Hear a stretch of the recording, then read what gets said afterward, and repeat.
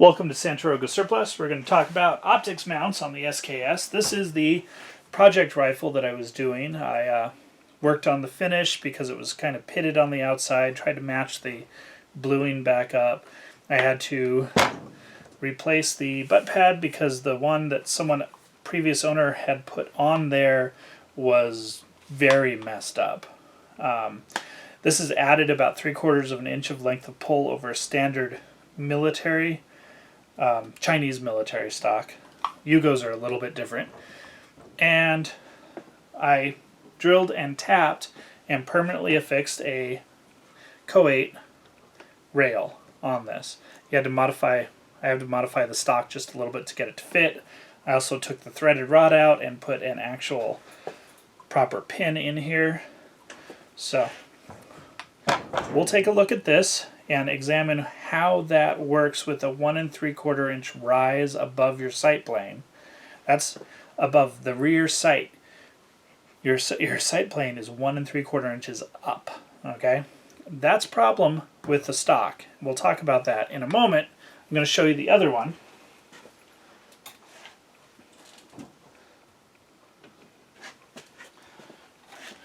This one is from factory 416, and it's all matching, including the dust cover sight mount. It came from the factory with this. It's stamped with the serial number 416, factory number. And this one comes off. I've pre-loosened the set screws. This one comes off just like the normal dust cover does. So you're completely exposed for your field stripping and cleaning. We have already done the cleaning, so we'll just leave it. This has the same offset problem on the height. That's kind of unavoidable when you're dealing with these dust cover mounts unless you use one of the cheap ones that has the rail drilled into the dust cover. They're usually made out of aluminum. The holes will egg on them. They're very hard to duplicate zero for, and I don't like them. So don't use them.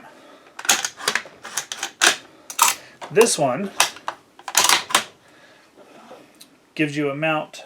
You could bring a bigger scope forward, but you've still got your stripper clip access, and you don't have to worry about ejection hitting your scope.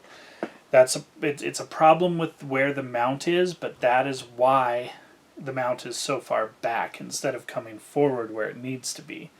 It's also very tall. Part of that is because they are shoot-throughs.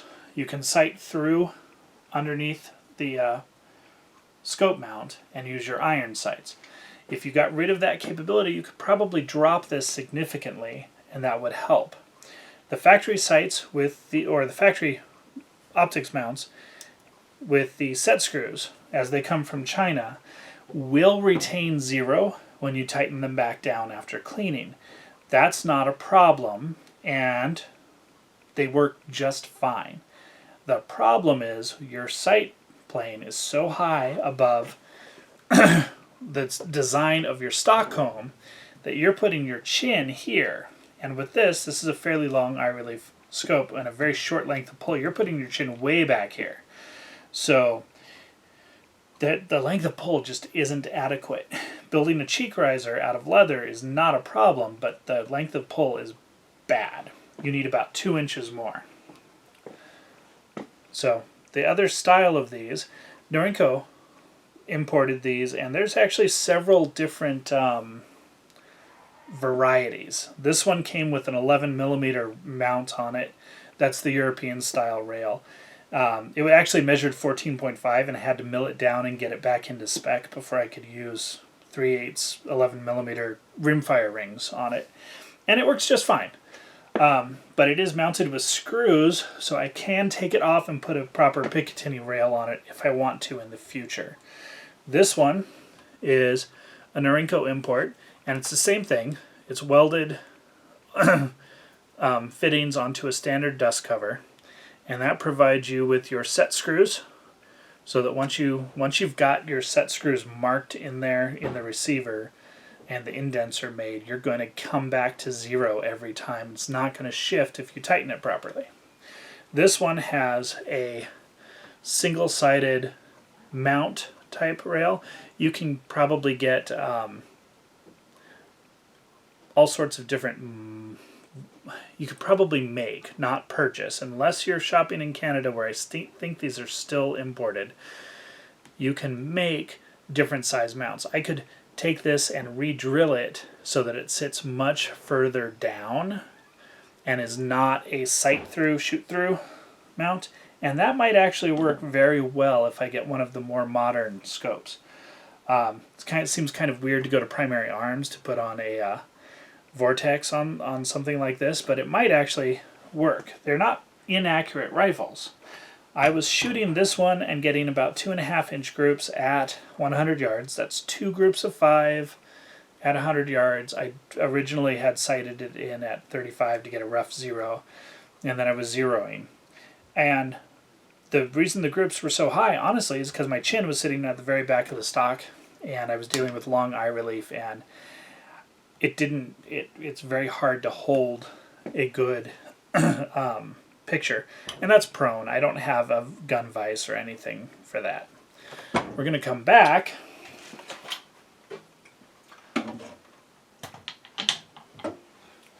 to our number 72 project gun, the one that we did the refinish and redid the pad and everything. And I'll tell you a little bit more about this.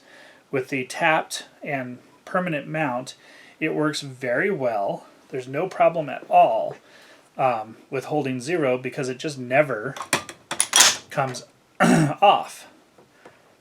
So, oh, that's tight. Of course, it's brand new because we had threaded rod in there before.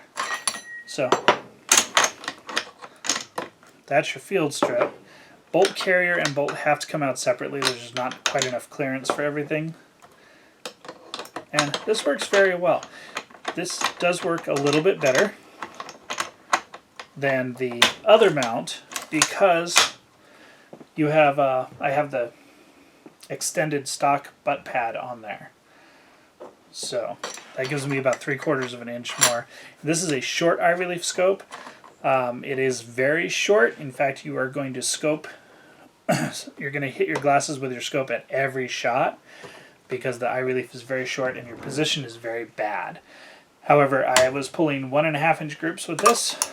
Again, 2 groups, 5 rounds at 100 yards after sighting in. It's not bad. Works very well. The backup, again, the shoot-through thing, you could probably revise how you do your holes here and get it down a little bit lower and get rid of that. But with the permanent mounting, I don't think you'd actually be able to get the bolt out if you did. This has a backup sight, which is a Aperture, and I make these and sell them. And it's a standard military sight, and then I mill it flat and I weld an Aperture plate onto it.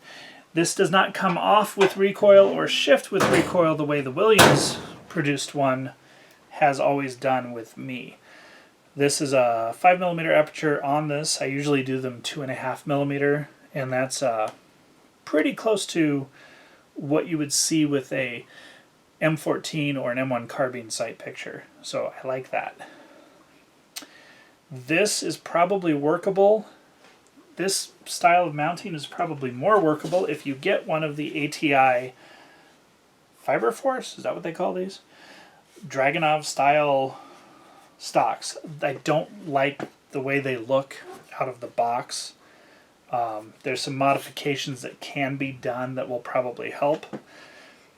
And it's just cleaning up. The quality is fine, but they have an adjustable cheek riser, which will get you up to the level you need to go. And they have a length of pull that's about 2 inches longer than this stock Chinese carbine. That is a huge advantage in getting your scope to work.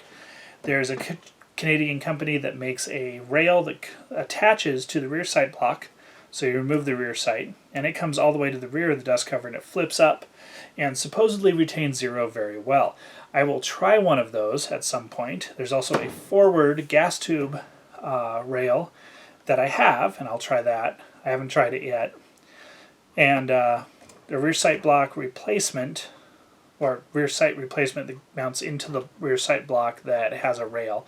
And these are usable for red dots, okay, but not really deep scopes. When you get to something that comes forward of here, though, you lose your ability to use stripper clips, and you have to have a shell deflector because the empty cartridge cases are going to hit your scope otherwise. That is a problem.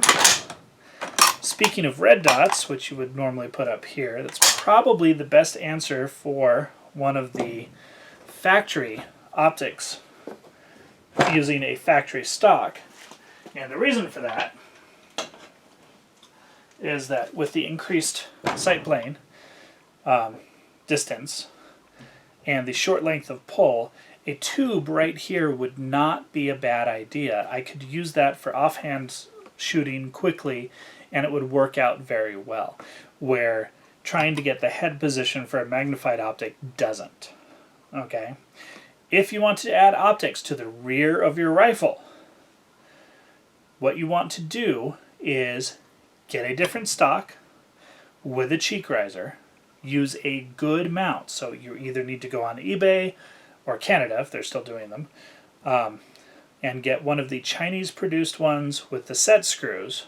Okay, get it in there, get it solid. Center puncher where your set screws are going to go. Make sure everything is dialed in, and then it will retain 0. Or go ahead and drill and tap the receiver for the Choate, and that's going to never have to come off. It's not that hard to process. You or someone you know can probably handle it. And that with a better stock will give you a really good sighting system. That's all I have for you. The obvious answer is, of course, don't mess with optics if you don't have to, but put an aperture sight on. That's all I got. Have a good one.